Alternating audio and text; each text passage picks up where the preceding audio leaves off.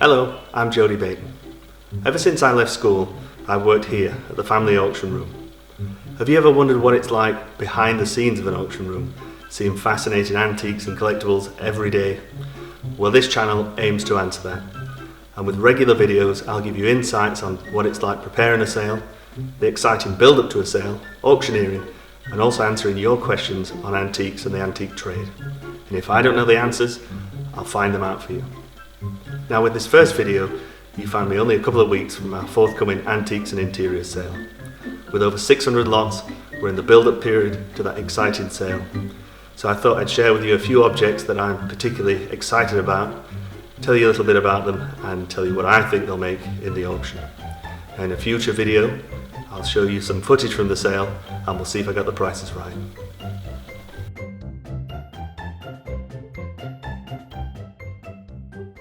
In the early part of the 20th century, Tiffany & Co. of New York, on behalf of their wealthy clients, commissioned fine and lavish tablewares from the Royal Crown Derby factory here in England. In this sale, we're fortunate enough to be able to offer 6 lots from the Judge Elbert Henry Gary service. Judge Gary was an American corporate lawyer and one of the founders of US Steel, and through Tiffany, he ordered this magnificent service for his Fifth Avenue mansion in Manhattan. The Royal Crown Derby Judge Gary service is extremely fine, and pieces come on the market relatively rarely. This comport, in fact, is one of only 2 made. Now, the flower painting is by Albert Gregory, but what first struck me about the Crown Derby Gary service when I first saw a piece in a private collection was the raised gilding. It's so fine and opulent. It's the work of George Darlington, and it took George and his team over 2 years to complete the service. What I find really interesting is that the gilder's even signed his work, and I don't think I've ever seen porcelain with a signature of the gilder. Now, we've been fortunate enough to offer quite a few pieces from the Gary service over the past few years, so it's quite easy to anticipate what the price is going to be like. Now, the average estimate for the lots in the sale is between 1,000 and 1,500.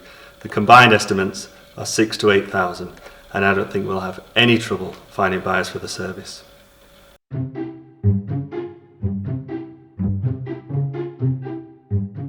Now, this next item shouldn't break the bank, but I just find it so interesting.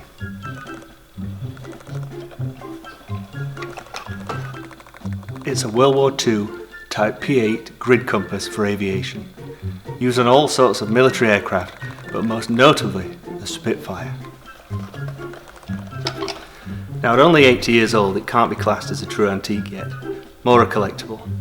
They do come on the market fairly frequently, but what's great about this example is it's in good original condition, with its protective outer case, with an inspection stamp dating it to 1942 exactly. It's still got the alcohol inside and it works. What I like to do when looking at objects here at work is imagining what kind of life they've had.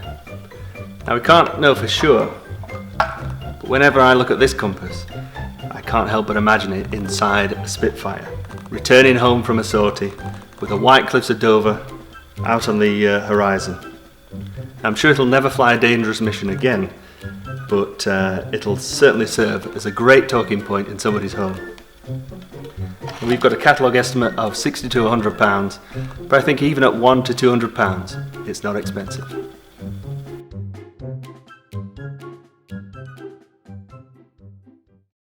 Now, here at the sale room, people bring in items for valuation every day, and these are usually more commonplace, even though they're antiques. And that fact is what makes finding the rare and unusual even more special.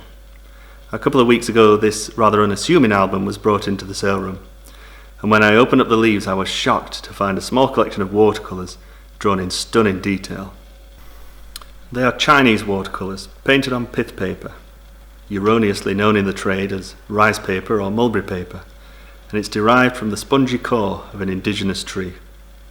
In the early 19th century, the only port open to trade with the West was Canton, and a lot of the studios producing these paintings were centred there.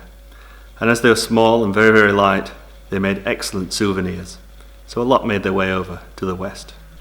Now, as you can see, these 6 paintings are rather tatty around the edges, but they've been closed up in this album nearly all their lives, and so the colours have remained almost as bright and vibrant as when they were painted in the 1830s, nearly 200 years ago. and we have a catalogue estimate of £200 to £400, and I believe that the condition won't hold the price back. So that's it for this episode, so thank you so much for watching, and if you don't want to miss future episodes, then please subscribe to the channel by clicking the red button below. Also, if you do have any questions, just ask them in the comment section below, and I'll answer them in the next video, where I'll be looking at a few more objects from this forthcoming sale. Thank you.